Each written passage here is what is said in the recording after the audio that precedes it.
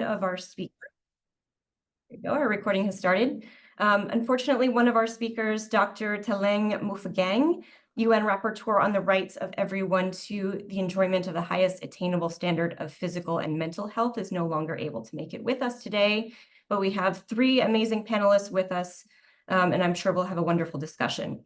I want to give as much time as possible to our speakers and to everyone who's joined today, so we will turn to them in just a moment. But before we do that, while it's not possible for children to join this webinar in person, we wanted to make sure that the voices of Palestinian children are included. So I would ask DCI to play a short video prepared by Defense for International Palestine. بتمنى والله العظيم اني بتمنى بس ابن اخويا يشفى يضلوا من ريحه اخويا لو بدهم ياخذوا من جسمي ويحطوا له والله انا مستعده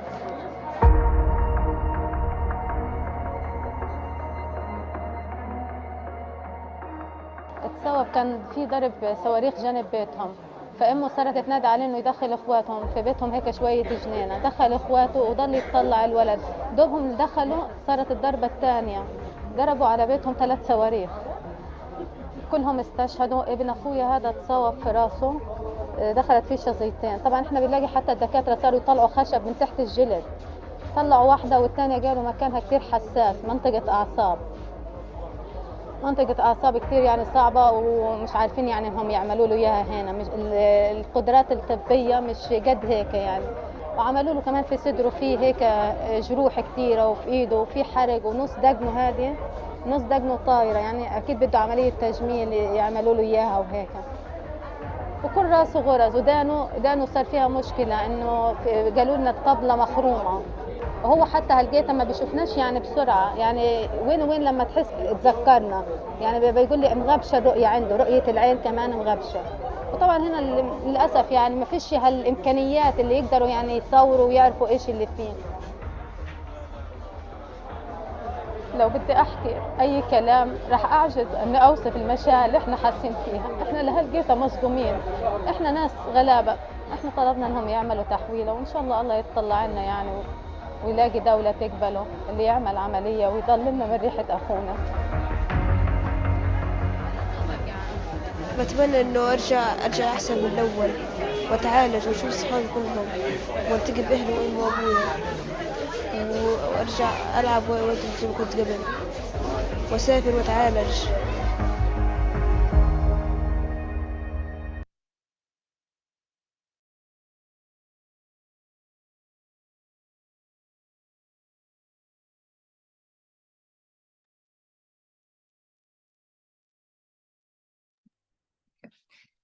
Thank you to DCI for playing this video and preparing this message. Receiving this message from children living in the midst of war is heart-wrenching. I think we should never turn a blind eye to these videos and these messages, no matter how hard they are. They should serve as a reminder of the patterns of grave violations of children's rights and the devastating impact of conflict on children. And their resilience is a call on us to do more, to advocate harder, and to work tirelessly towards a world where every child can enjoy their rights and live in peace and safety. Their voices must not be lost. They deserve our attention, our compassion, and our unwavering support. We'll now turn to our speakers, and I'm pleased to welcome our first speaker, Ms. Rana Nashashibi, who is the director at the Palestine Counseling Center. She has developed new directions in the provision of mental health and counseling services in the Palestinian community. She played a pioneering role in the formation and supervision of women's support groups in various areas of the West Bank and Gaza Strip, and has stood in many national and regional boards and steering committees. She has also supported the Child Protection Department at the Palestinian Ministry of Social Affairs. Ms. Nashashibi, over to you. Good afternoon, everybody, and thank you to DCI and the organizers for convening this session. And thank you for inviting me. And I'm happy to be with you in this last webinar for this series and campaign.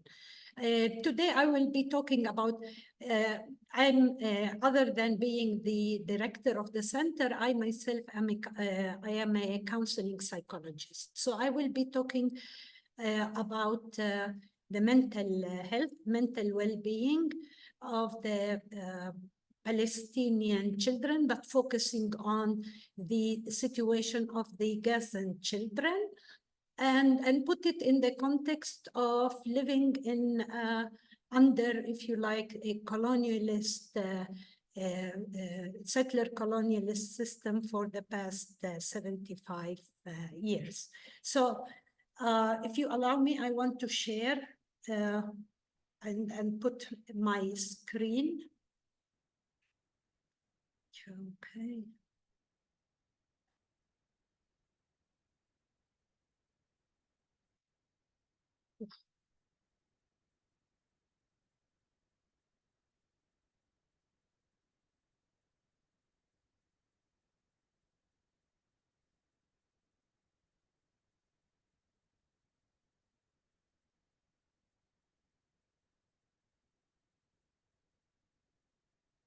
Can you see it?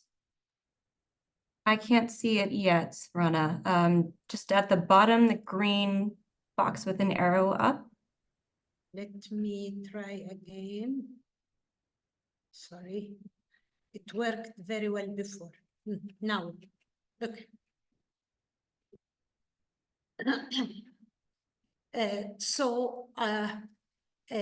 Again, like I said, I'll be talking about the mental health and the psychosocial situation of Palestinian children, but focusing on children victims of the genocide in Gaza, but putting it in the context of 75 years of settler colonialist oppression, if you like.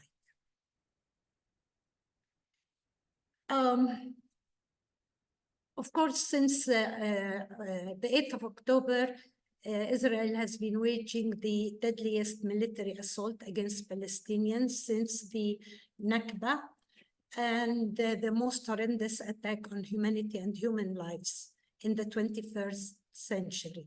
The Israeli genocide in Gaza is being perpetrated in front of the eyes of millions of people, and so no one can claim that they didn't know. Again, like I said, I want to put it in context. The genocide that is now unfolding in Gaza is one of a series of aggressions and attacks on Gaza. If we go into the historical, a bit of historical recount, we find that the aggressions against Gaza started from the Nakba and is continued through the different wars and assaults, whether these were full-fledged wars or they were attacks, or of course the embargo and the complete blockade of Gaza for the past 17 years prior to the October 8th attack on Gaza. Just a little bit, again, like I said, taking you into the history. 2008. In 2008, 5,380 Palestinians were injured, 1,380 were killed, in comparison to Israelis, 523 injured and 13 killed. In 2008, 4,100 facilities were completely destroyed and 17,000 facilities were partially damaged.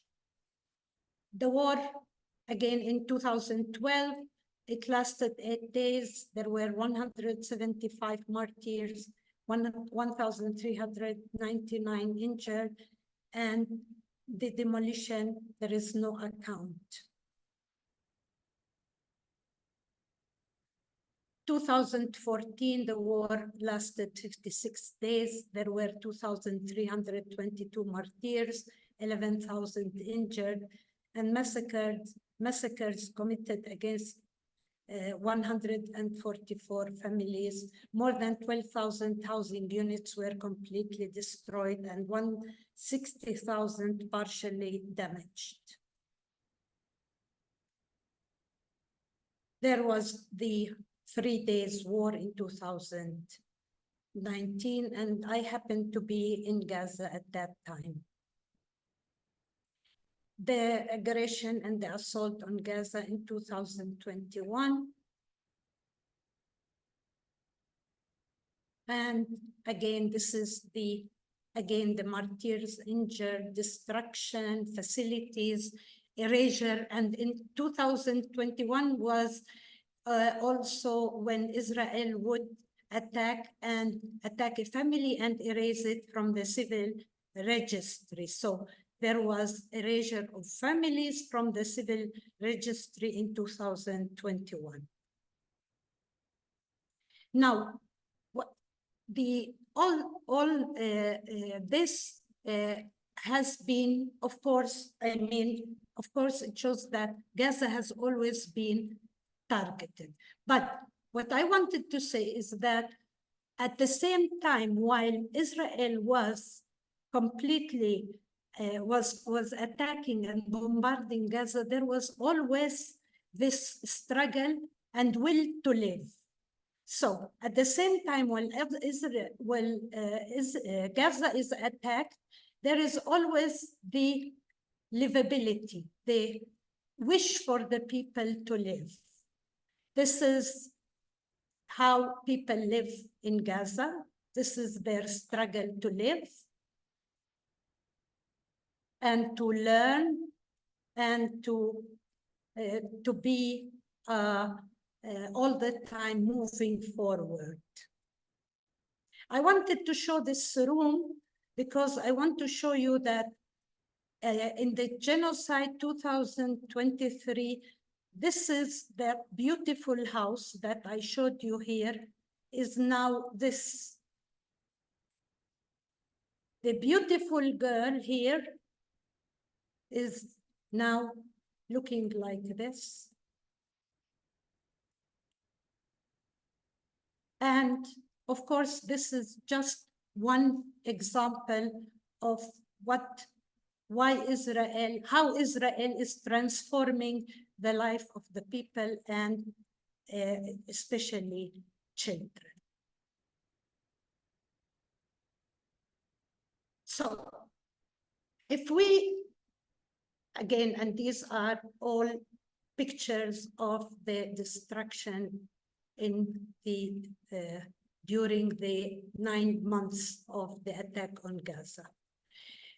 In analyzing the visible and the invisible, the countless and the incalculable, and in order to understand the meanings, damages, and effects of stripping away the life and psychological energies of a person, and in order to delve deeper into the understanding of restrained Palestinian life, it is important to realize that the Zionist colonial practices operate in fluidity and spirally between controlling the individual, family, society, body, conscience, life, and death to bring about dehumanization through violation. Through the systematic violence of killing, uprooting, and dominating the minds and emotions of individuals and groups and their bodies and lives, the colonialists produce and reproduce daily mechanisms of racism and depression and oppression. I'm sorry.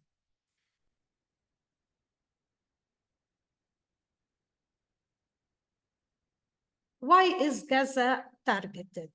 In looking at the colonialist, if you like, the colonialist tactics, you will find always that there is a target on the life and also on the willpower, because again, like Frantz Fanon told us, it is very important that the colonialists transform the colonized into inferior subject, and therefore there is always the attack on any defiance or any attempt by the colonized to be defiant and to rise against the aggression and against the attack of the colonizer. Of course, that is against all Palestinians. But why is Gaza specifically targeted? Of course, there is the more psycho or the attitude and the character of the Gazans, but also because of geopolitical reasons.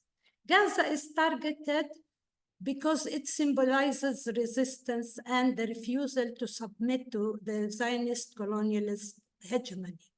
Of course, there is the geopolitical significance of the Strip and Israel, ferociousness and desire to seize the gas fields. Again, it is because of the manifestation of Zionist ideology to evict and erase, annihilate, and substitute, which is ethnic cleansing. And of course, Gaza is targeted because there is a lack of accountability. Like I showed earlier, Gaza has been attacked continuously, and in no previous war against Gaza was anybody brought to trial.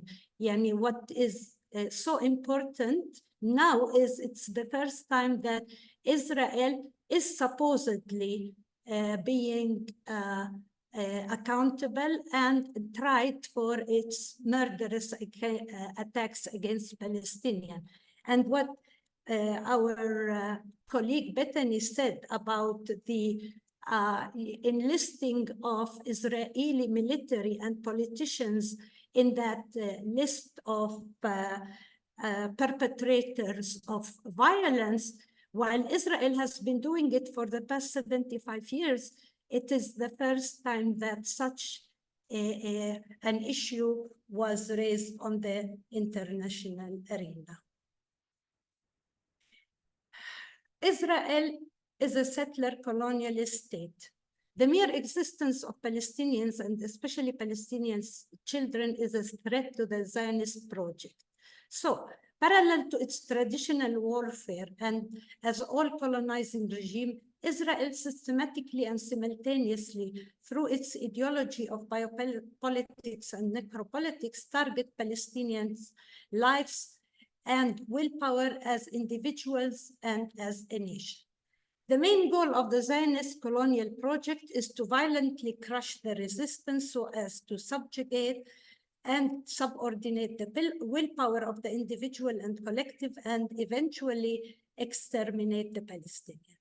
The systematic targeting of Palestinian children, considering that they are the social capital of Palestine, is intended to destroy the prospects of the future of our nation.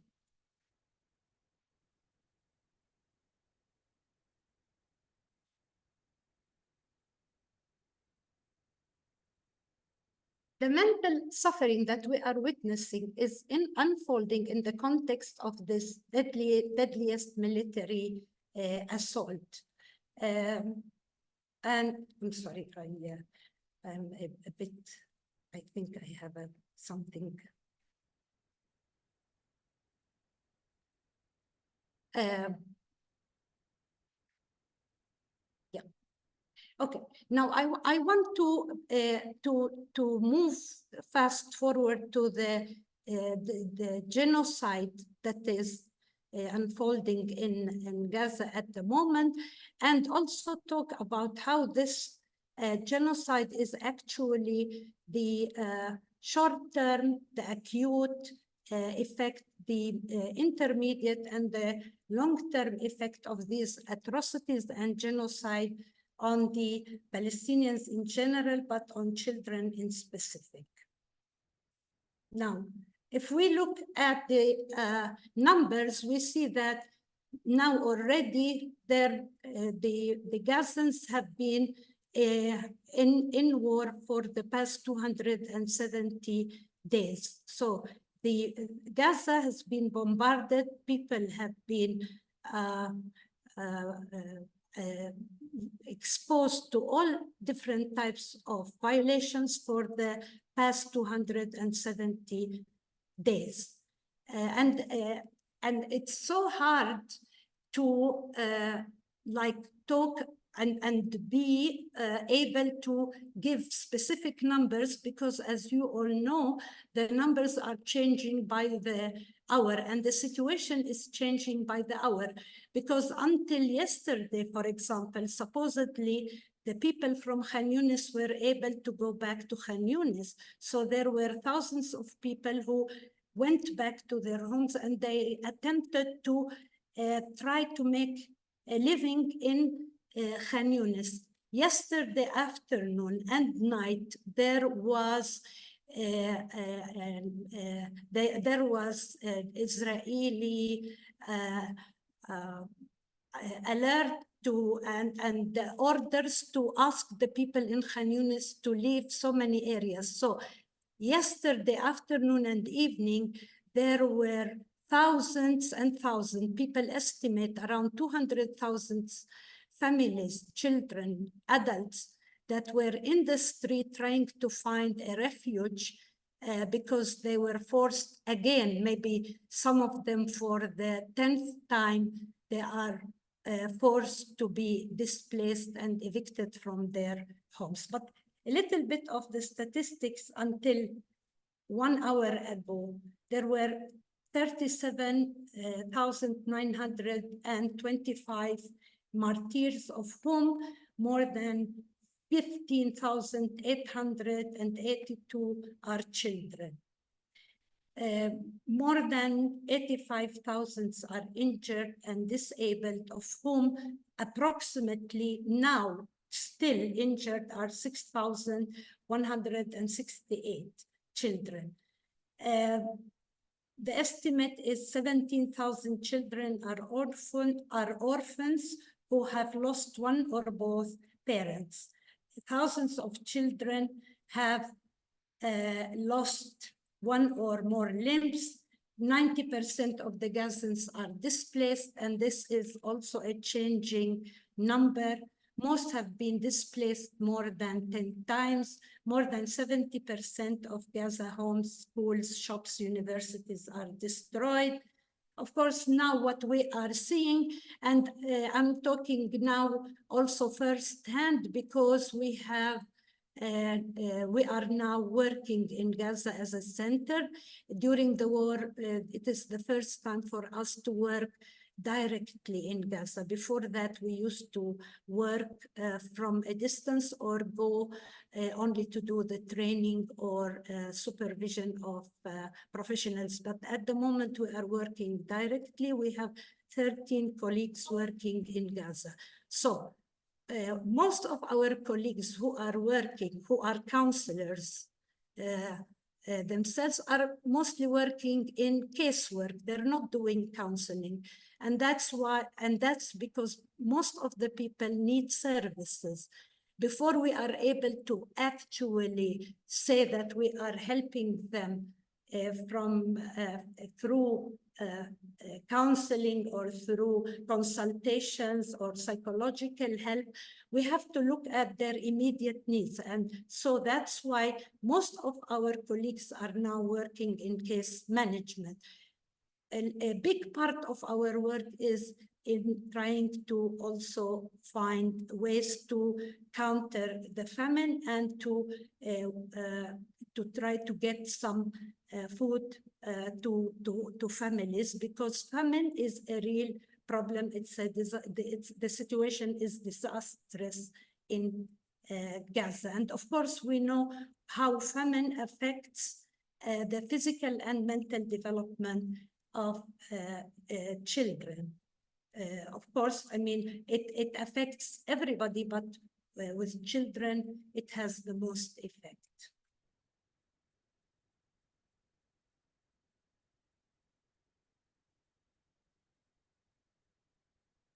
Now, targeting the psyche.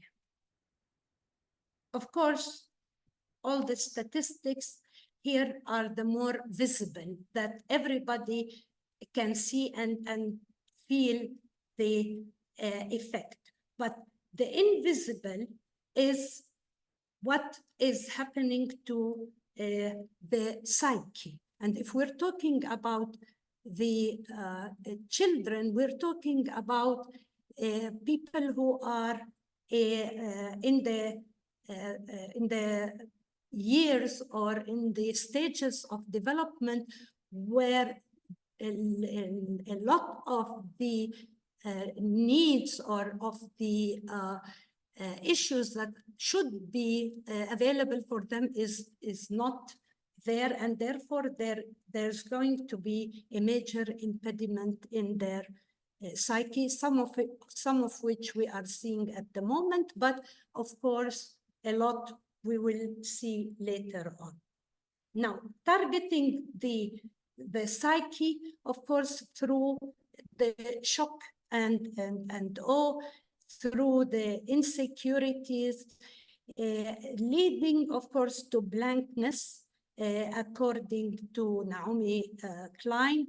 The blankness, which is basically a certain situation where people feel a sense of helplessness. So it's all leading to the people getting to a point of helplessness. With children, it's like losing the hope for the future, and of course, the trauma.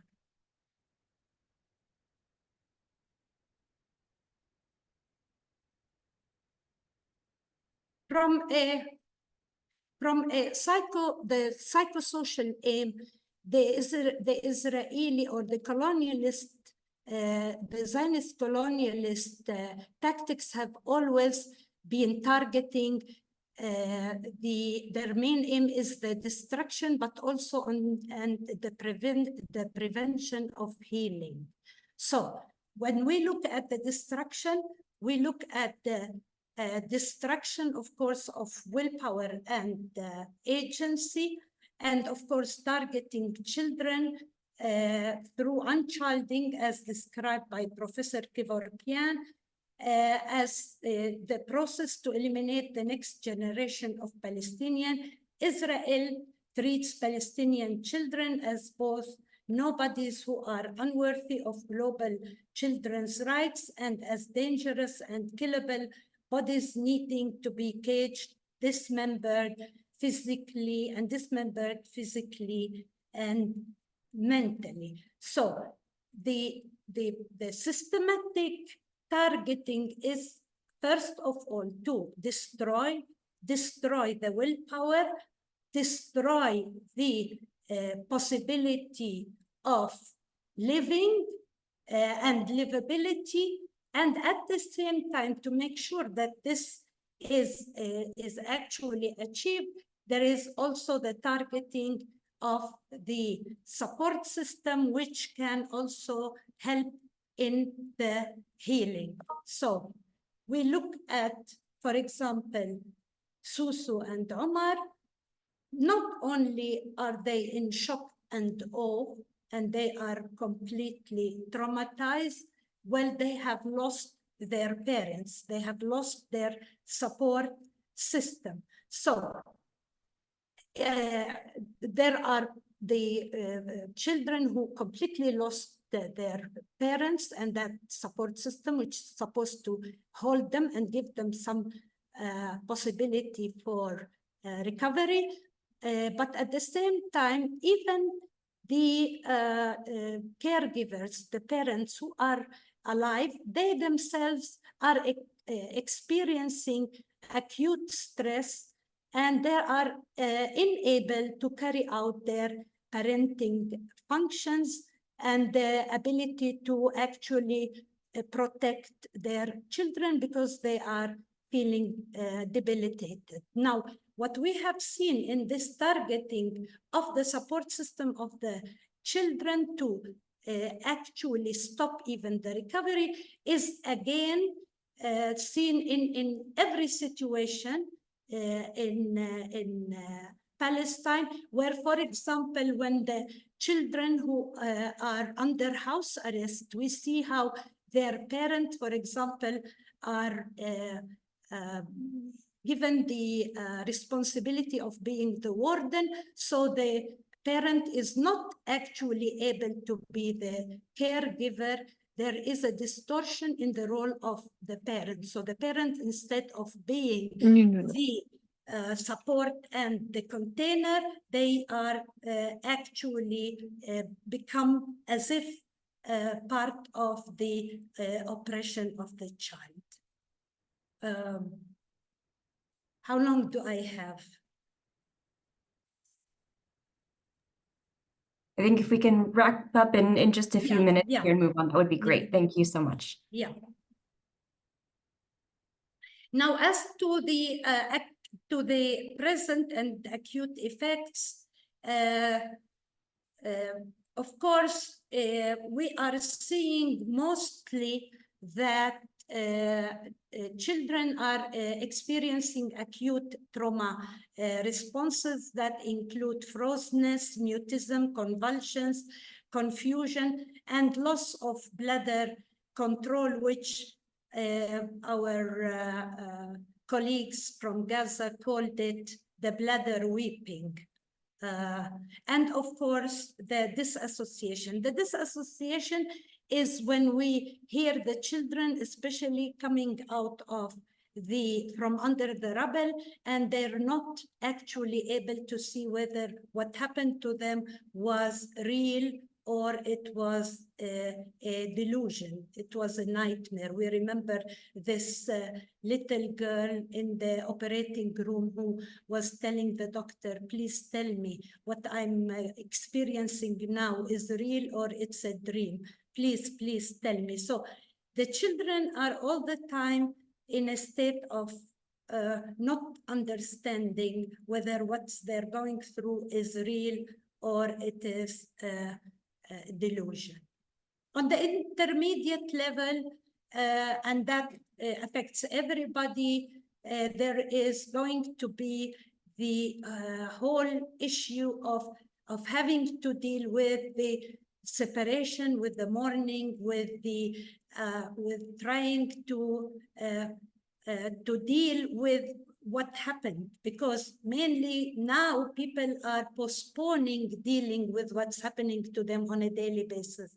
At the moment, everybody's engaged in a survivor mode. But once there is some kind of cessation of the bombardment, people will begin to think about all the loss and all the people they lost, but everything that they lost over the period of the 9 months.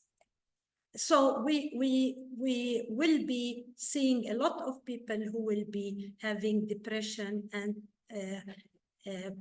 wish to self-harm. On the long term, we could see from the research and also from our experiences as Palestinian that this type of experiences and this type of trauma is actually intergenerational. So it goes from one to the from one generation to the other, and it becomes a complex and continuous trauma. So what we will be seeing is that this will be carried on for generations of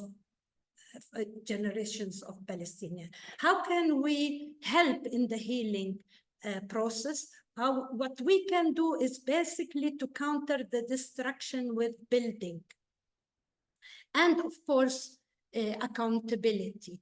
I was always telling my colleagues that if I go next time to Gaza, because I'm someone who goes to Gaza all the time, that if I happen to go to Gaza after the war, I will go as a builder and not as a psychologist, because what people need is to help them to rebuild their lives. So this is the most important issue.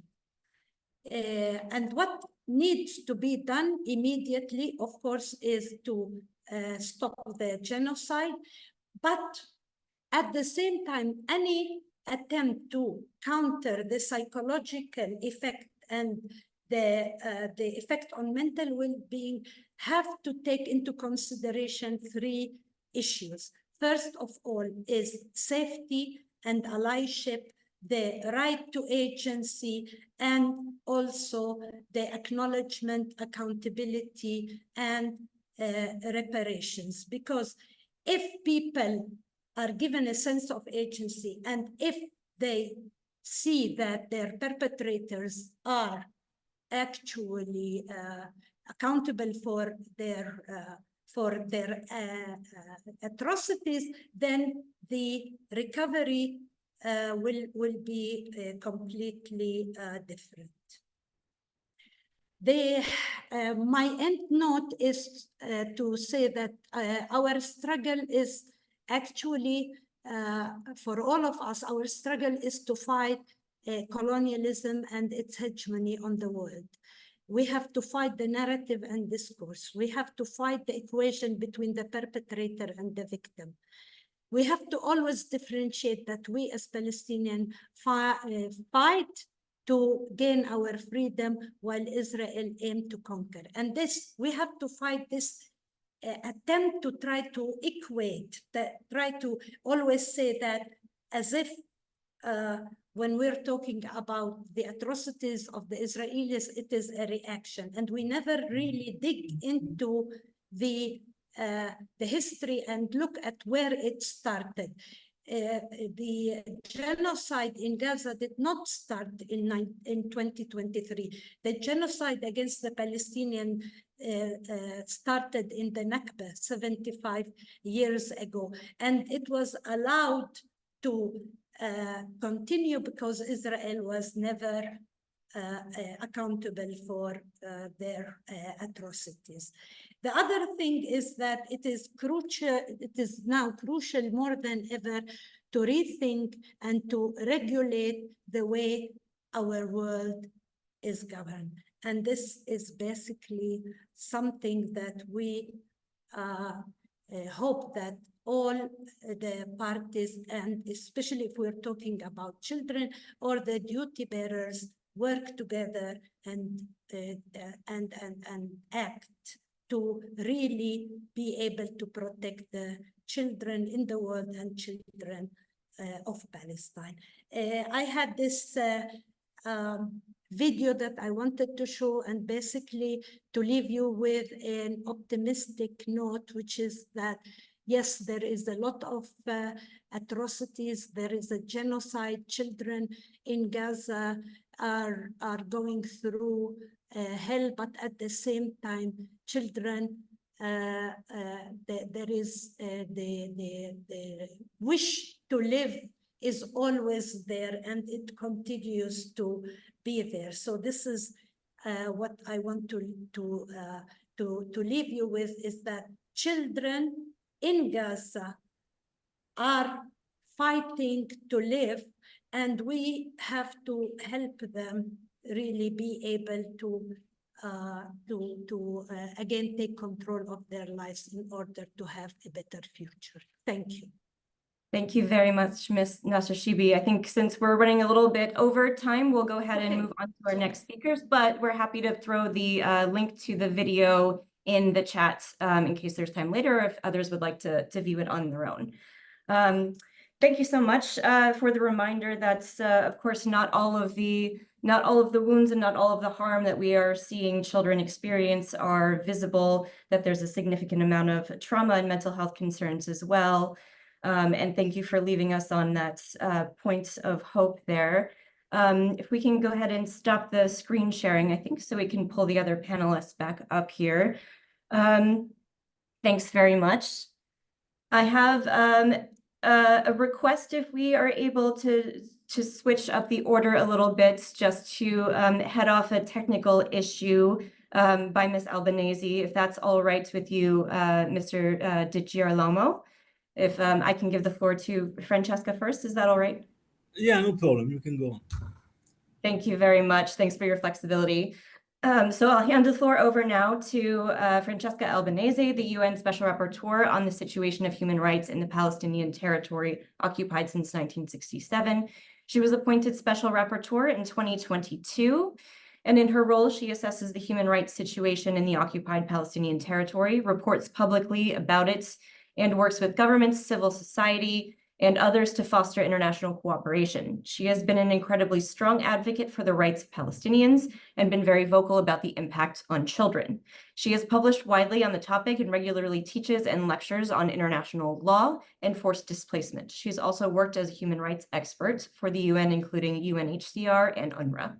Ms. Albanese, over to you.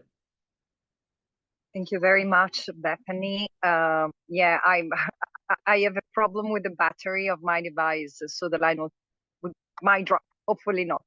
In the interest of time, I will try to be really brief because I'm also interested in listening to Mr. Girolamo's presentation. And I'm grateful to Dr. Nashashibi for her presentation. I fully agree and fully understand what she's saying, and I underscore from my perspective the need to understand the secular colonial framework being paramount in order to both read what the Palestinians have been enduring for more than 75 years, in fact, and also to appreciate what are the remedies that must be afforded to them. Because, you know, it's clear that we have a normative framework afforded by a number of international conventions, being the Geneva Conventions, human rights treaties, the Apartheid Convention, and the Convention on the Prevention and Punishment of the Crime of Genocide, which offer important remedies. We have the law of state responsibilities, which complement what these conventions say. And at the same time, I have the feeling now more than ever, in the face of a climax of violence against the Palestinians, then it's nothing new. The Palestinians have experienced, including children, and including generations of children, have experienced forced displacement, discrimination, physical abuses and torture, extrajudicial killings throughout their experience under Israelis' control and jurisdiction. And at the same time, after October 7, the level of violence has escalated and accelerating. So this is what I'm trying to say is that what has happened and what is happening was entirely predictable. And those of you who have read my last report know that I qualify without any doubt that what Israel has been doing against the Palestinians in Gaza as genocide, saying that even the narrow legal definition of genocide has been met, meaning the commission of criminal acts like extreme suffering, physical and mental suffering, killing of members of the group, or the intentional prevention of birth, which is something I'm currently investigating, or the creation of conditions of life calculated to bring about the destruction of the group. All these criminal acts have been carried out with the specific intent to destroy the Palestinians as a group. And again, I do agree with Dr. Nashashibi that this has always been in the veins of a secular of Israel's system, being apartheid, of its secular colonial nature. What does it mean? Taking the land, taking the resources of the Palestinians without the Palestinians, because the very presence of the Palestinians, as has been said, is incompatible with the existence of a Jewish state, of a majority Jewish state, or a Jews only state. This is the reality. So this is why, because this is not new. And the Palestinians have said it all along. I mean, it's us probably, especially people in the West, we struggle to understand that. And we struggle to respond to that. But looking forward, there are not many ways to prevent the further commission of crimes, to help the Palestinians protect themselves, and with it, help the Israelis protect themselves as well, because the liberation of the Palestinians is going to be beneficial for the Israelis as well. Look at the society they have today. And as many Israeli historians say, this society is close to collapse with or without the Palestinians for internal issues, also because there has been the boomerang effect of colonialism, 57 years of discrimination and impunity granted to almost 1 million of settlers now, and all the soldiers who have operated with impunity against the Palestinians. Well, this has marked deeply and profoundly the DNA of the Israeli society.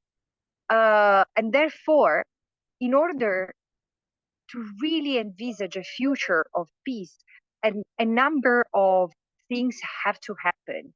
And I'm really inspired by this series of webinars that DCI has had, because if you look at the conclusions of each webinar, everything is in there. So it looks like a rich list of action points that must be followed up, that must be activated. But in essence, I think that from a child perspective, what is to change first and foremost, and then who can do what? First of all, the children must be seen for who they are. And therefore, there is the need to address the dehumanization of the Palestinians, starting with their children. I'm really shocked by the way Palestinians are described, especially their children. When we hear Western leaders or media talking of Palestinians as human shields, they are doing no more, no less than amplifying the narrative pushed by the Israeli military and political leaders, dehumanizing the Palestinians and deeming them all killable, all targetable. And this must end. There should be accountability for this kind of narrative. But first and foremost, we need to see ourselves as the Palestinians' children, our children, then not just as victims, but also as right holders. And again, as Dr. Nashashibi was saying, holders of right as individuals, but also as members of a family, members of a society, and part of an environment that must be protected, that cannot live under perennial impunity and perpetual occupation. So therefore, we need to undo the occupation, but we need to see the occupation through the very eyes of those who are subject to that. And no institutions I've been exposed to, I've been engaged with, I've been part of, since I've engaged with the question of Palestine, is able to do so. Because we always look, and this is a remark and possibly positive criticism I have toward civil society, Western civil society, and toward the humanitarian sectors, because they rarely look at the reality from the perspective of those who are subjected to that and the rights they have. Otherwise, we wouldn't have the fragmentation we have today. Organizations who only deal with cultural rights or with economic rights, and organizations who cannot denounce the occupation, who cannot deal with settler colonialism. I think that now, really, and we see the effect of addressing the symptoms and not the root causes. The Palestinians keep on paying the price while we struggle to articulate what the root cause is. So therefore, I think that it's, and this is the last point, I think it's compulsory, first and foremost, for civil society in the West, given the reluctance of governments, although we are clear that the major responsibility is with states, who have to abide with international law and have to not to aid and assist Israel as it commits international wrongdoings or crimes, not to recognize the illegal acts, and not to and not to engage with the consequence of these illegal acts. They have to push for a cessation and a end of the illicit or crimes or wrongful acts, wrongful conduct, and ask for non-repetition and reparations. But while these happen, and while international justice makes it course, it's fundamental for civil society to target education. There is a need for a proper information, for correct information concerning the question of Palestine, especially from the perspective of children. So education about the language, education about the reality that the Palestinians experience, but also education of the media, because in Western media, it's so difficult to get it right and not to make the situation worse. But also another important avenue that has not been used as much as it should, in my view, is domestic courts. Domestic courts have competence. Most domestic courts in the Western world have competence, have universal jurisdiction. So competence for international crimes, namely war crimes, crimes against humanity, and genocide. It's important for civil society to activate those judicial avenues to fill any gap left by the ICC, which will never be able to target all the crimes and to address all the crimes that have been committed. So these, in my views, are the non-avoidable and non-negligible actions that have to be undertaken in the coming future. Thank you. Thank you very much, Ms. Albanese, for your points there. And I think one point that came through very strongly from both of your presentations that we've heard so far is the need for accountability for crimes against children, and for civil society to speak up and to use all channels available to them to pursue accountability for crimes and harms committed against children. I'll turn now to our final speaker, Mr. Giovanni Di Girolamo, the head of the Middle East and North Africa unit of the European Commission's Directorate-General for European Humanitarian and Civil Protection Operations. Mr. Di Girolamo has been an official of the European Union since 1992, including as EU ambassador and head of delegation to Madagascar and Comoros, and in post as an EU diplomat in Nigeria, Syria, Bulgaria, Canada, Nicaragua, and Panama. Mr. Di Girolamo, over to you. Thank you very much, and hello to everyone. Well, I will try to maybe give few indication about the role of the institution I represent specifically. As you know, the DG ECHO is the humanitarian branch of the European Commission. We have a mandate, of course, for provision of humanitarian aid, civil protection, and of course, also we advocate for the respect of international humanitarian law. Of course, we, as EU institution, have divided by task. We don't enter very much in human rights issue, etc., which is left more to my colleague at the European External Action Service and other institutions, the European Commission.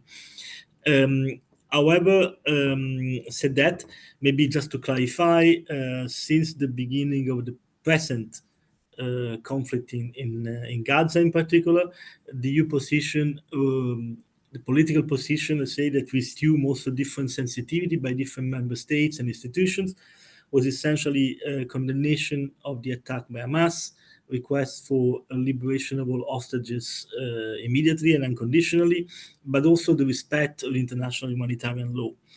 And of course, since the offensive in Gaza in particular, but also then we can talk later about the West Bank, we are facing of a situation which has progressively evolved into a catastrophic situation. So, of course, it affects children because overall in the total occupied Palestinian territory, about 45% of the population is below 18. So it implies that a large number of people, possibly 1 million, can still be classified as children or somehow teenagers, and they are caught in the middle of a particularly intense hostilities, which also taking place in a very densely populated area densely urbanized and with no possibility of living, which is the difference possibly between the Gaza conflict and other similar conflicts in other parts of the world, is that the internally displaced phenomenon is limited to a territory which is very small and is subject to continuous attack. So we, of course, insisted in many occasions through advocacy, through declaration, etc., that the respect of international humanitarian law is an absolute precondition to safeguard the rights of all people and the safety of all people. Now, our aid is based on an assessment of the situation on the ground and also on a number of principles. So, of course, our the humanitarian assistance provided by DG ECHO is done on the basis of humanitarian imperative, means to assist people in need, independent of their condition, their political affiliation, the status, etc. And so in principle, anyone in need should be helped to survive.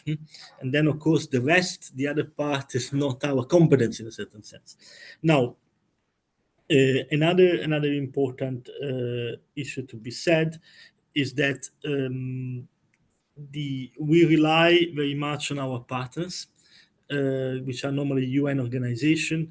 All the major UN organizations active in Gaza means WFP, UNRWA, UNICEF, WHO, etc., but also on all the system of the International Red Cross, Red Crescent, both at the Federation and the Committee, and also on in specially certified NGOs, which are somehow entitled to receive funds from DG ECHO, having gone through a serious process of scrutiny and accountancy. Now, in a nutshell, I would say also that since the beginning of the crisis, there was a clear perception that the existing allocation for humanitarian aid to the Palestinian territory were insufficient.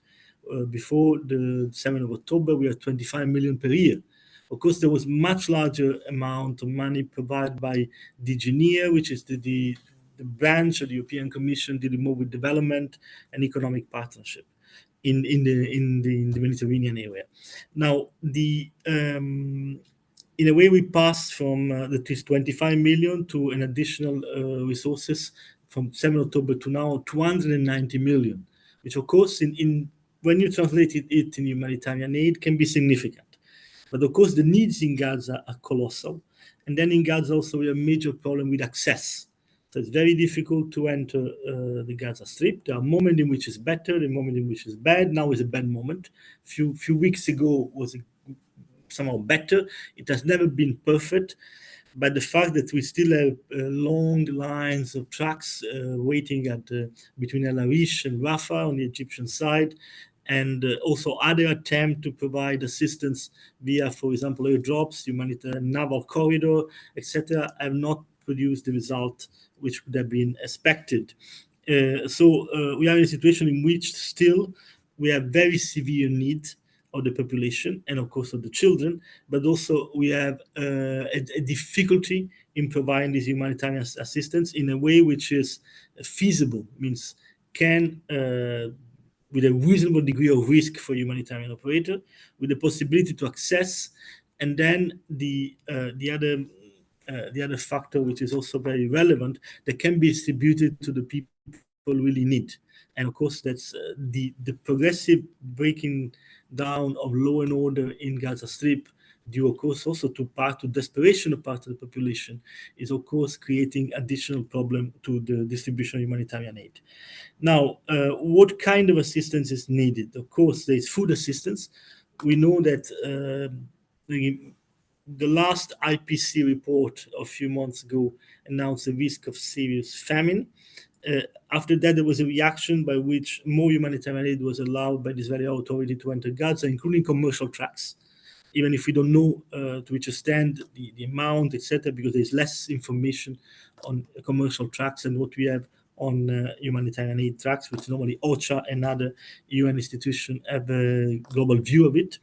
Now, on that, we noticed, of course, there was a slight improvement, but then now with the recent closing down again of most of the border crossing, the situation can become bad again. So there is a certainly a need for essential food assistance, also non-food item, nutrition product, because of course when children are exposed to severe to long period of malnutrition, a certain moment normal food is not enough, especially when they are infant. You have very specific nutrition products, but of course they need clean water, sanitation, and hygiene, because of course now with rising temperature, the risk raised by WHO and other of epidemics is growing. Of course, when you have this, one of the consequences of the type of bombardment has been applied to Gaza has been the complete disruption of the drain system. So really practically the hygienic condition, the presence of contaminated water, etc., within urban areas, etc., make that the risk for the health very, very serious. Now, definitely also there is a need for medicine, supplies for newborns, and treatment kits. And then, of course, it's not to be denied, mental health and psychological support, why it seems not the first priority when you want to survive, but certainly is very, very important. To be exposed to such a severe level of hostility, with such a large level also uncertainty, and the feeling that really no place was a safe shelter, etc., for many months, certainly has affected a generation of children in Gaza. And of course, the consequence of that can be seen in the long term. One thing also to be noticed that the Gaza was not a peaceful area before. I think the children born after 2006 have seen at least 5 major escalations, in which, of course, none of them was destructive of the present one, but still the level of damage, especially one in 2006 or 2014, they have been quite considerable. So it's a situation which is very difficult. We don't deny it. Is not the international advocacy effort by the EU, but also by other partners like the United States, the other European countries, etc., has not produced the expected result. And the alternative we see is continue, of course, to exert advocacy, request respect of international humanitarian law, and try to devise all possible means to provide effective assistance to the population. Of course, after that, we have also to look at what happened at the education system. Of course, the children have been denied a proper education system. Schools have been transformed into shelters, which, by the way, were not always safe. And that, of course, has affected independent of their mental health, simply their normal cycle of learning has been disrupted. And this, of course, also can have effect. And even if we have component of education in emergency in all our programs in the Middle East, we still know that in the present situation, it's much more complicated to have some form of proper education in the condition in which people are living now. There is also another issue, which is the perception, of course, that many children have that no space is safe and that nothing is certain, etc. This also is, even for individuals with a very strong psychological buildup, they cannot really easily overcome this feeling, which will leave consequences. On the experience, of course, in Europe, a number of children traumatized by the bombing of the Second World War, and I think many years after that, people remember vividly scenes they've seen during the war, etc. In parallel of what's happening, of course, in Gaza, which is bad enough, there's been also deterioration of the situation in the West Bank. Situation in West Bank was not good either before 7th of October. And after that, the rate of violence has increased. I think the number of victims has increased considerably, in the order of hundreds of them. The number of attacks by settlers has increased in a considerable manner, with also related destruction, burning of houses, of farms, etc. And of course, there is also violence on the Palestinian side, and the conflict is becoming very, very complicated. And But inevitably, it seems that for the time being, at least, no major measure has been taken by the responsible authorities, which are the occupying power, to address in a significant manner the settlers' attack. This is also due to the fact that a number of troops and also security and police forces are busy in other parts of the country. And of course, in the West Bank, situation of some community remains very, very difficult. So it's not a very rosy picture, I must say. We keep insisting together with all other partners. We regularly meet at least once a week, if not more, all partners concerned with the Palestinian crisis, means international partners, in NGOs, etc., to identify ways and means to be as best as possible effective in the current circumstances. But it's clear that we have also to launch a warning that, of course, a situation like that cannot last for long. This is really degenerating in a number of ways, and the risk of then a sharp increase in mortality will be probably to be taken into account, because if not, adequate humanitarian aid in large quantity for a sustained period of times, able to reach all people in need, is not assured. We certainly could look at figures that are even worse than the one we have today. And I will stop here. But ready to answer the question, I imagine there will be many.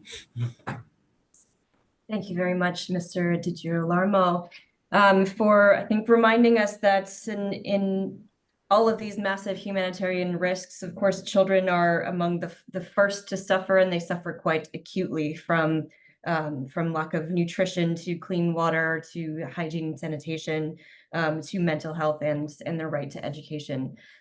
So thank you for that.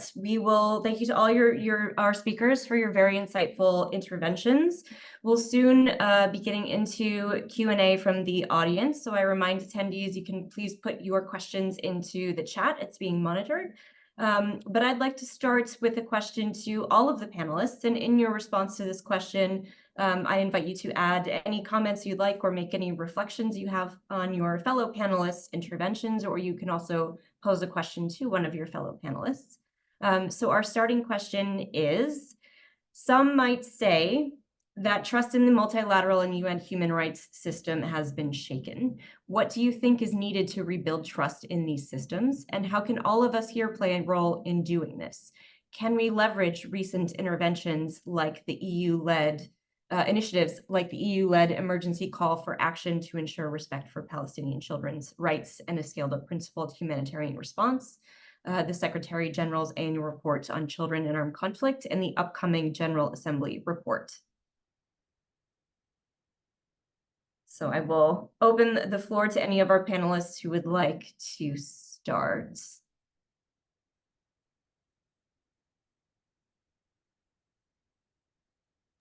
Well, I'll start with something quite general, which is that, I mean, the world has to decide on what is the actual, what do we really mean by the universal principles, and ask ourselves whether the mechanisms that are used now in trying to impose these universal principles, are they actually working or not? And this is a very important issue, because at the same time where there is this universal principles and human rights defense, you have at the same time all the values and principles of might is right. So, and these are going at the same time. So basically there is preaching about the principles of human rights, but at the same time, the practice is basically might is right. And this is quite obvious if you look at the EU, for example. The EU for many years have put Palestinian freedom fighters and factions on the terrorist list, but at the same time, they never put any Israeli groups or officials or military on their terrorist list, while at the same time, many of them have been actually, it was proven that they were doing committing crimes against humanity. For example, take Ben Gvir at the moment. It is quite clear that under his administration, Palestinian prisoners are being killed at point blank in prison, and they are being shot, and they are, they're tortured to death. So why isn't Ben Gvir on the EU terrorist list as someone who is someone who is committing crimes against humanity? So the discourse, the narrative has to change. If we do not really, or if we do not really dig into the main causes of what is actually happening in the world, then we will never really address all the issues, real issues of racism, colonialism, militarization, which are the main causes of the crimes against humanity. We will keep on being so, artificial and also looking at the surface and not really looking deep enough to address the main causes and to change the situation. So the issue, there are so many issues that needs to be revised and reconsidered if we really want to find any change happening. Thanks very much. Mr. Girolamo, would you like to come in on any part of this question? I think, unfortunately, we may have had Francesca drop off due to her loss of battery. Hopefully she'll be able to plug in and maybe reconnect with us a bit later. But in the meantime, we'll go ahead and continue with the Q&A. Yeah, well, in a nutshell, of course, if you can have a concerted and effective political action when the conflict, as had been in some cases, you can definitely address a number of root causes, etc. So the experience of Europe after the Second World War, etc., was a clear moment in which the war was over, and then a phase of reconstruction started, etc. Unfortunately, the complexity of the conflict in the Middle East has not made this clearly. There is no clear-cut moment. There are countries still at war with Israel. There are a situation like the one in the Palestinian territories, which is a different level of escalation, but of course, never been quiet, never completely. So this is a fact, but of course, it's not goes beyond in a way the task of DG ECHO. We are there. We have in this existing framework with the degree of realism of what goes beyond us. We have to try to deliver humanitarian aid, and that's why we try to keep it can seem artificial, but it's important because it's the principle by which we provide humanitarian aid is just based on need. Now, if you get on who deserves it and why and what their ancestors have done or what they will do, and you enter a very complicated situation, and we try to avoid that humanitarian aid become part of a transaction. The idea is to preserve a basic principle of humanity in which we try to assist. Now, we now face significant obstacles. Some of them have been partially removed, at least during certain moment, with the dialogue with Israeli authorities. When we manage to explain that, of course, we need to have more tracks, we need to have safety, we need to have a certain kind of quicker scanning, etc. We and others, of course. And then, of course, when the evolution of the conflict on the ground has simply made an area unsafe, then you have, of course, a situation in which it's much more difficult to provide aid. But I would leave that, and I see some of the comment make role to the political position of the EU, etc.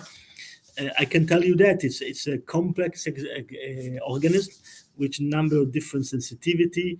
And of course, in this sense, in this crisis, we have seen a certain convergence of willingness to really try to do our best to insist on the respect of international humanitarian law and to the provision of humanitarian aid with just a generous allocation by member states in that.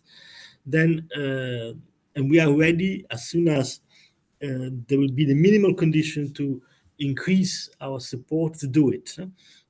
So that's it. And I'm just talking about humanitarian aid. I'm not even entering in the chapter of reconstruction, etc., which is much more complex at this stage. But I say that, of course, this present crisis is really very, very complicated. I'm also responsible for Syria, for example, which is not also an easy case, or Lebanon or other country. And what has been happening in Gaza is a bit unprecedented in this sense, in the sense that it's very, very complicated. The density of the population and the intensity of the fighting in the same area, of course, has provoked a very large number of victims. Even if possibly most of them are unintentional, but still is the fact that given the structure of the conflict, the only way to avoid a massive catastrophe would be as soon as possible to have pauses in hostility and allowing us and others, of course, to deliver adequate humanitarian aid.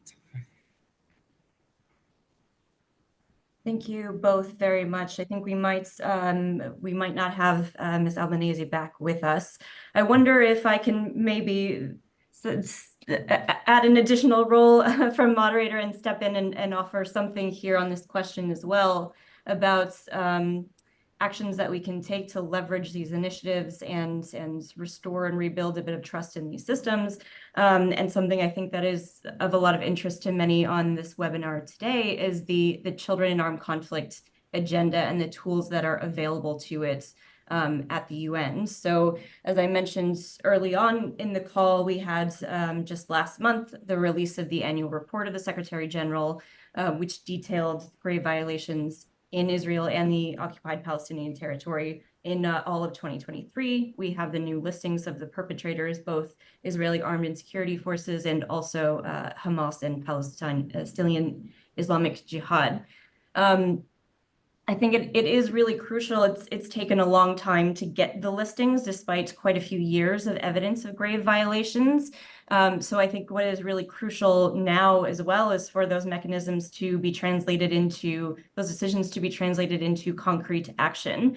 And according to the criteria established in 2010 regarding the listing of perpetrators, to get off the list, what needs to happen is engagement with the UN to create a joint action plan to sign and implement those actions that are time-bound and concrete to end grave violations for which the parties are listed, and then to prevent their future recurrence. So while the listing is, in our view, long overdue and very welcome, it does need to be followed up by really translating into concrete action by the parties that are listed in terms of action plans.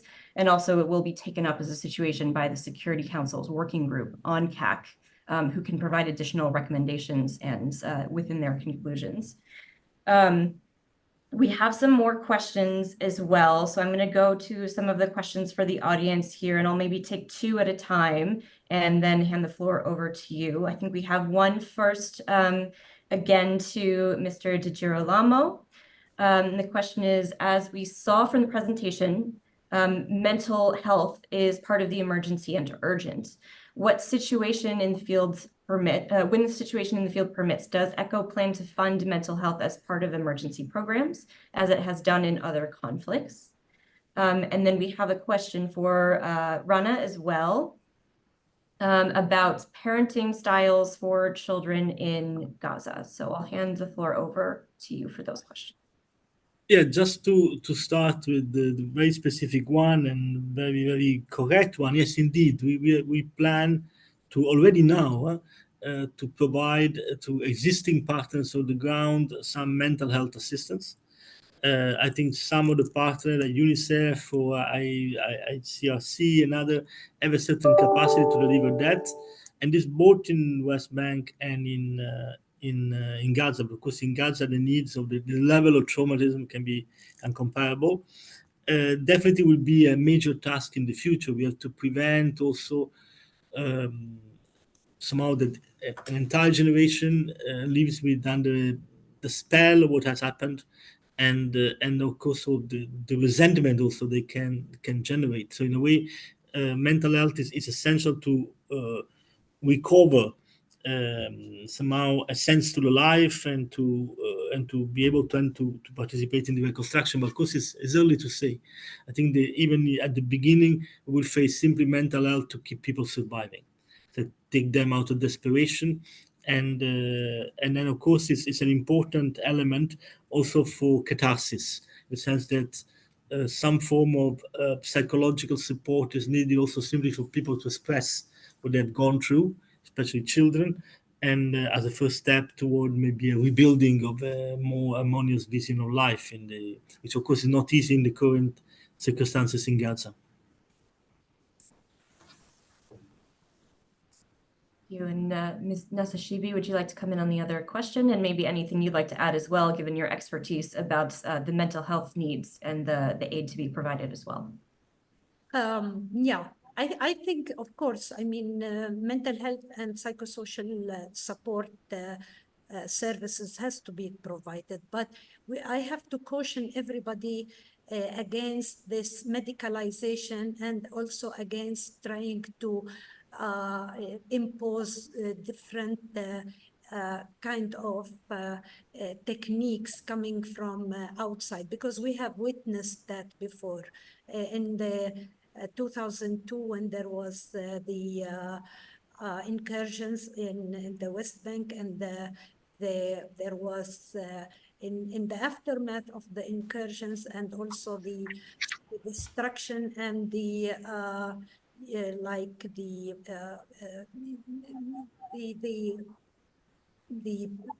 problems in the different areas of the West Bank, we had a flow of experts who would come with all these different techniques. And the main issue there is that this is a medicalizing and pathologizing of a very political and social and economic, if you like, situation. Of course, I mean, you know, like people are being traumatized because of the situation, but dealing with it is not to individualize and in labeling people to be ill or sick, but to look at what is the environmental issues that are causing them. What we are seeing in with our people in Gaza is a normal reaction to an abnormal situation. So it's not that they are abnormal, they are normal, because nobody can take all these atrocities and not be affected. So I think that the helping people to maintain a situation of improved mental well-being would be to help, like I said, in the different issues, in reparations, in ensuring the reparations, in ensuring that they have a shelter, to ensuring that they have agency, that they have a safe place to go, to have their communities built again. And then we can look, if people in that situation are not really helped, then we can look at the specific interventions that need to be done on the individual and group level. But anyway, people who are now fighting for their lives need very important and crucial issues from us. And I think mainly they need from us that we hold the perpetrators accountable, because that could a little bit bring some peace for them, for all the loss that they had endured over the 9 months. So I have to caution everyone on that, how we approach mental health. Do we approach it in communal building? Do we approach it in in really looking at what could help, or look at it from medicalizing and traumatizing and all that, which will actually add insult to injury, if you like, from my perspective. As for the other one, I wish that that the person who asked the question explain it more. What does she mean parenting style? I'm not sure that, because I saw the question with Ms. Ruba, but I don't know what does she mean by the parenting style.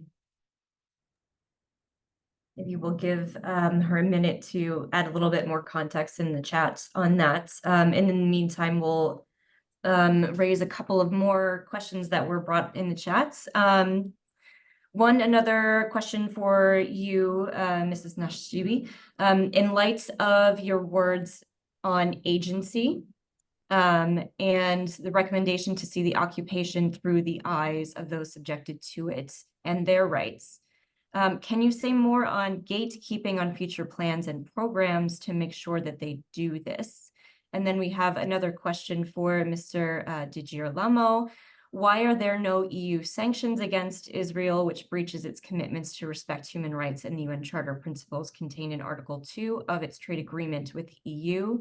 ECHO has a tough and important role, but all this humanitarian aid would not be needed, or at least would be at a fraction if the EU held Israel accountable. Can you please comment on this?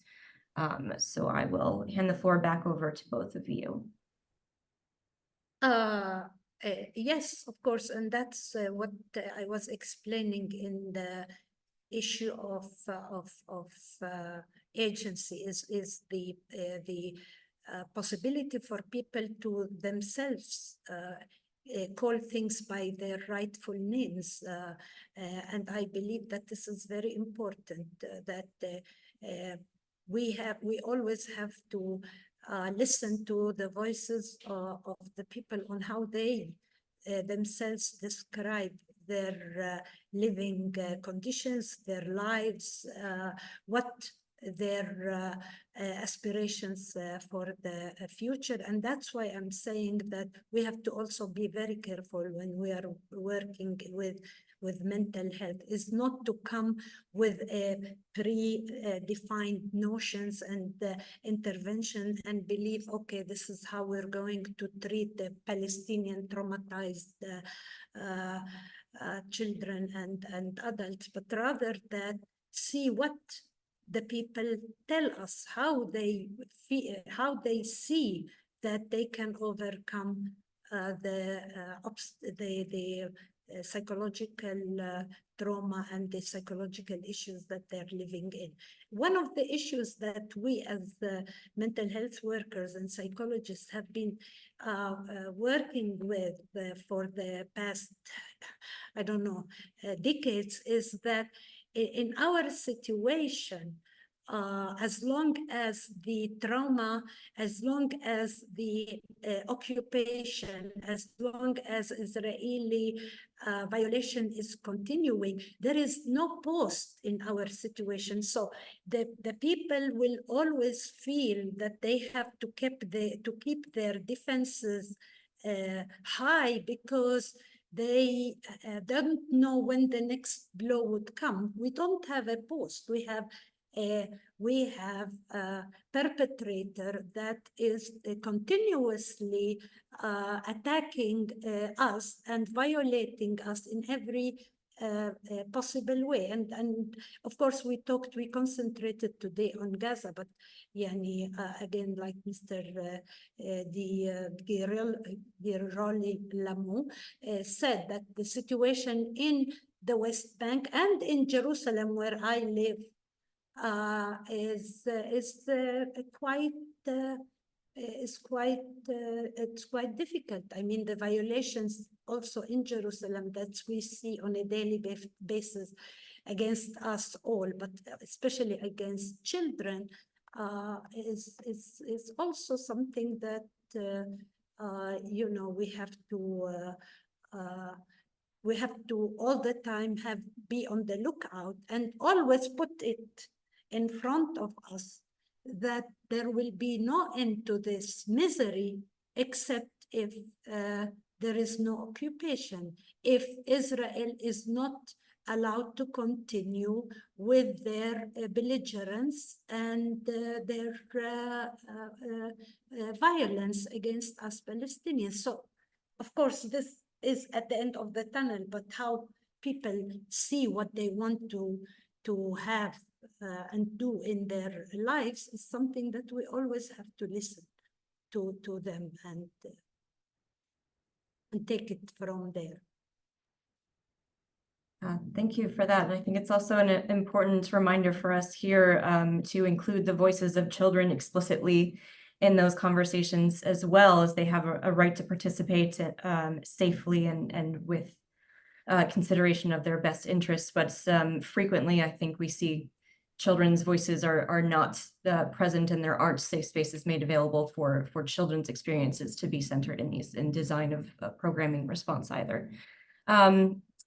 Mr. Di Girolamo, did you want to comment on the sanction question? Just clarifying that, of course, the sanction issue is much beyond my task. It's because actually we keep this separation between humanitarian aid and human rights and political measure. However, it's a public news. On 19 April 2024, the Council issued sanctions against organization and individual linked to the phenomenon of settled violence in the West Bank. It's the first time that something like that happened. In the past, of course, there were political declaration of certain strength against the phenomenon of settled violence, and there was a long-standing policy of banning the import of product coming from illegal settlements in the West Bank. So even if Israel has, of course, a full-fledged access to the EU market as an associated country, however, the problem of the legal settlement, and of course the produce they can sell has been considered as part of the refusing the access to the EU of this product has been considered part of the EU policy for somehow favoring a two-state solution. Now, concerning more general approach of in the current existing political situation, I think the EU has preferred to use diplomatic instrument, both at the classic diplomatic discrete action in the form of dialogue, etc., but also a more vocal statement or declaration about the urgency of respecting international humanitarian law, etc. So, in a way, we can say that is not the main instrument of policy vis-a-vis the situation in Israel at the moment. And of course, it's not to me to judge when and how this could change.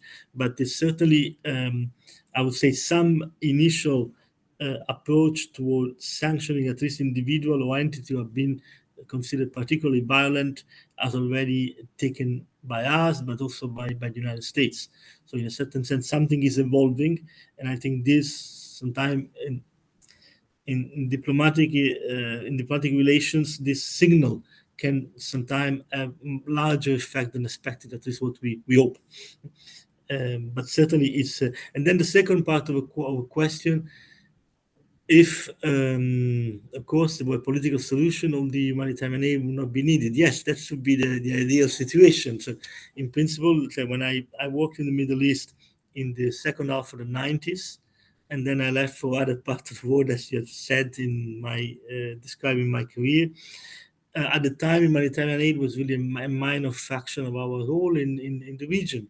We were there negotiating trade agreements and association agreement, and essentially most of it was on economic development and developing political relations and favoring the peace process.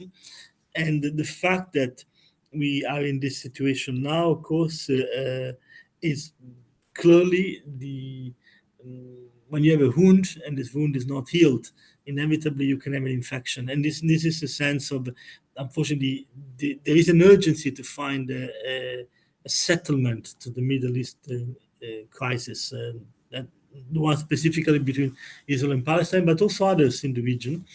And that's of course the present crisis remind us of the urgency of it, and that because the next one could be worse. So this is one thing. Then how much it will be feasible, how much is be in the capacity of the international community of achieving that remain a question mark. Seems to be intractable, but I say not only for us, but even for partners which are even stronger presence in, say, at least in the region like the United States. So the attempts are there. The results are not below expectation, but I think it's not a reason to not to pursue into it.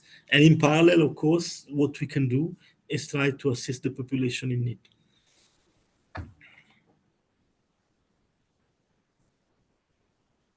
Thanks very much to you both, and thank you to everyone who has joined here, whether it was just for this webinar or if you've joined us for a few of them in the series. There might be another webinar in the series, potentially in September, around the Israel session at the Committee on the Rights of the Child. If this happens, DCI and CRIN will be in touch. If you would like to see this webinar series continue and you have suggestions for speakers and topics you would like to address, you get in touch with us. An email address will be put in the chat box. I'm sorry for those of you who had shared a couple of specific questions for Ms. Albanese. Hopefully we'll, in a future webinar, there'll be a chance to have her back again to address some of those. For now, we're also going to be sharing a list of resources on the occupied Palestinian territories with resources related to legal mechanisms and challenges, ongoing campaigns and initiatives, and educational and creative resources. A link for this will be put in the chat as well. The organizer will also share a link to all recordings from the webinar series, along with a list of collective actions that have come from these webinars. Before I wrap up, I'd like to hand it over to Khaled Kousmar, who's the Director-General of DCI Palestine, one of the co-hosts of today's webinar. Khaled, over to you. Thank you very much, Bethany. Thank you for moderating this very important and the fifth webinar that DCI and our partners started since the Palestinian National Child Day, the 5th of April. Just I would start with a few words about the sanction, the European sanction against settlers. As back to what my friend Rana talked about, the Israeli colonization and apartheid system in Israel. Yeah, it's not a case of individuals, the settlers. I'm happy that some actions taken in the EU level and in the US and Canada, but of course, everyone knows, and I'm sure that the states in Europe are very much aware that settlers are not individuals, what they are doing. They are in the heart of the colonization system in Palestine, and of course they are led by the government, Netanyahu himself and his ministers, and of course what they are doing all the time, they've been targeted and companies with the Israeli army, and always all the killing happened from the settlers and from the soldiers. For the Palestinians, those who try to defend themselves and directly been targeted, and those who are lucky, they've been arrested from the Palestinian, but the others may lost their lives. So I'm looking forward to see more action against the colonization system itself, not individuals only. So in this occasion, within the fifth webinar, I would like to thank very much all the panelists, those who participated with us from the first one until now, for their contribution, for their thoughts, for their ideas that they shared with us. And really,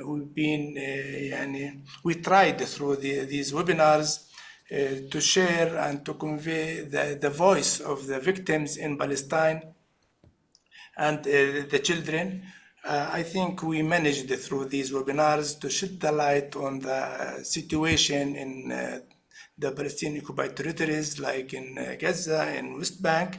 But to ensure that all what we try to present and to talk about really, since the ongoing genocide is continuous, we can say that reflect the minimum of what is happening in Gaza. Where you put your hand, which kind of rights that you try to discuss, you find atrocities in the full meaning of atrocities. So, but it was an experience that we managed to have these webinars and in order to share this. At the same time, also, I would like to thank all the audience who've been following us and attended these webinars. And of course, as they managed to hear more about what is happening there from different perspectives. So I think these webinars maybe added something for them in order to continue their struggle, to continue their work and to protesting against what is happening in Gaza, what is happening in the West Bank, in order to create the change. And of course, I would like to thank also all the moderators who led these webinars and facilitated the discussion and the talk in the webinars. And of course, without their support, without their work, I think their participation were very added value to the discussion. And of course, the big thank to our partners in organizing these webinars, and to mention here in particular our partner, the colleagues in CRIN, the Child Rights International Network. Of course, also to thank Rafto Foundation for supporting and partners in these webinars, and of course to the Geneva Canton. And big thanks to my colleagues in DCI, International Secretariat in Geneva, to Alex, Sasha, Cecile, for all their efforts to conduct these webinars. Of course, these webinars, of course, as I said, contributed to raise more and more awareness about the situation in Gaza and the West Bank. And of course, the audience who attended, most of them, and I'm sure that they managed, they learned more and more about what is going on.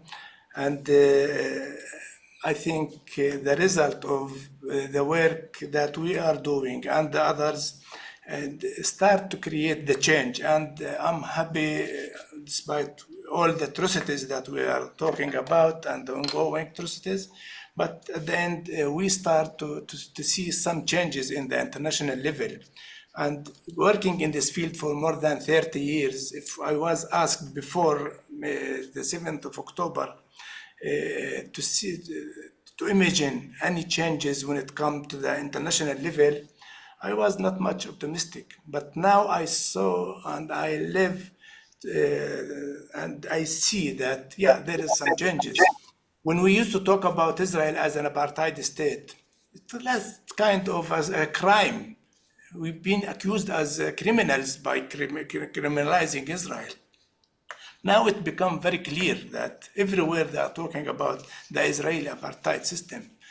When we used to talk about accountability still, we will continue stress on the accountability, but now I'm happy to see real action started to be taken in the ICC, and now the Israeli army is well known everywhere, not as the most moral army in the world. No, they are now labeled by UN Secretary-General report as Israeli army is in the shame list, as well known and recognized as the killer of the children.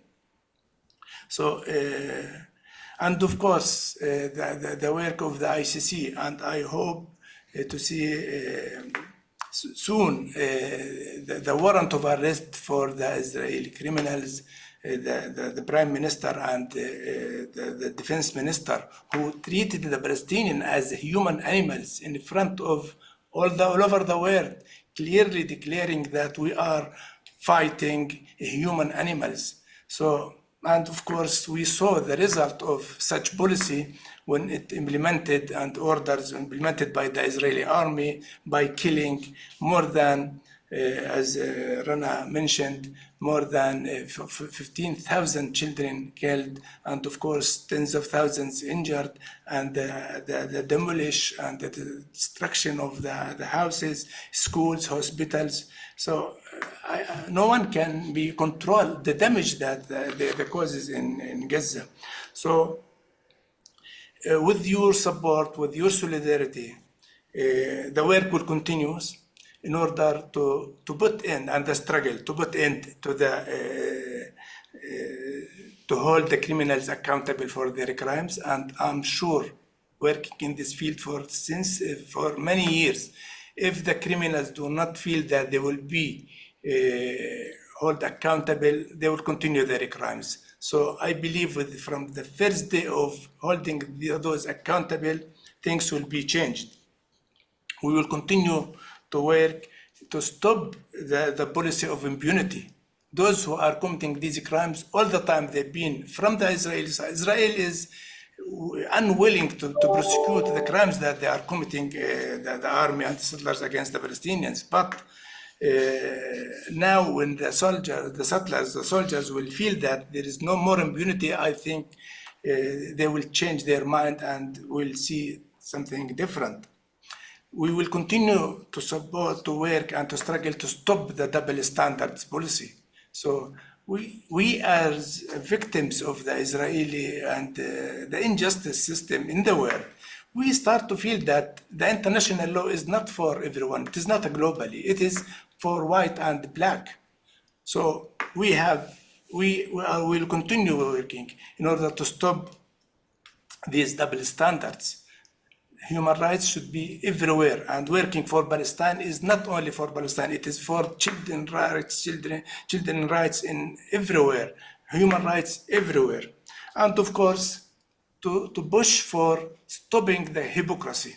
So all those who are talking about ceasefire started from the US, the Western states, ceasefire, in the same moment, they are feeding Israel with more and more arms. What they are expecting, if they are right, if they are sure that they are going for ceasefire, why they are providing more and more arms now? So hypocrisy should be stopped in order to save the life of the civilians in Gaza.